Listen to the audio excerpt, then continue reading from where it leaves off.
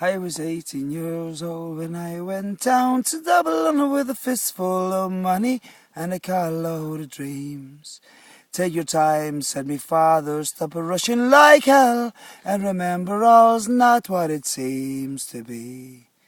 For those fellas would cut you for the coat on your back, or the watch that you got from your mother.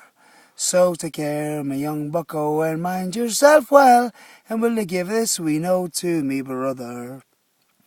At the time, Uncle Benji was a policeman in Brooklyn, and my father, the youngest, looked after the farm. When a phone call from America said send the lad over, and the old fella said sure it won't do any harm. For I spend my life working this dirty old ground for a few pints of porter and the smell of a pound.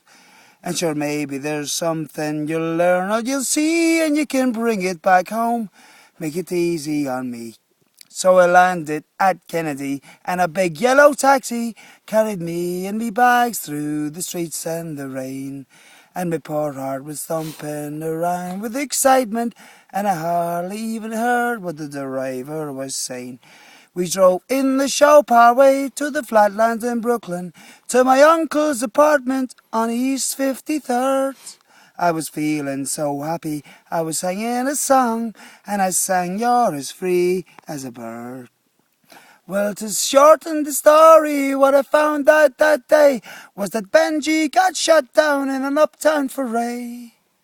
And while I was flying my way to New York, poor Benji was lying in a cold city morgue. Well, I phoned up the old fella, told him the news. I could tell he could hardly stand up in his shoes. And he wept as he told me, go ahead with the plan, and never forget, be a proud Irish man. So I landed at Delhi's beside Foreign Row, and I started to learn about lifting the load.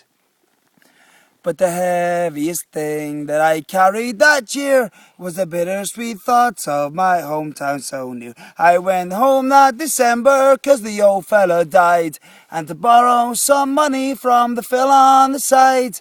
But all the bright flowers and brass couldn't hide the poor wasted face of my father. I showed up the old farmyard for what it was worth, and into my bag stuck a handful of earth. Then I boarded a train and I caught me a plane, and I stand myself back in the US again. It's been 22 years since I set foot in Dublin, but kids know to use the correct knife and fork. But I never forget the green grass and the river as I keep law and order on the streets of New York. Da da da da da da da da.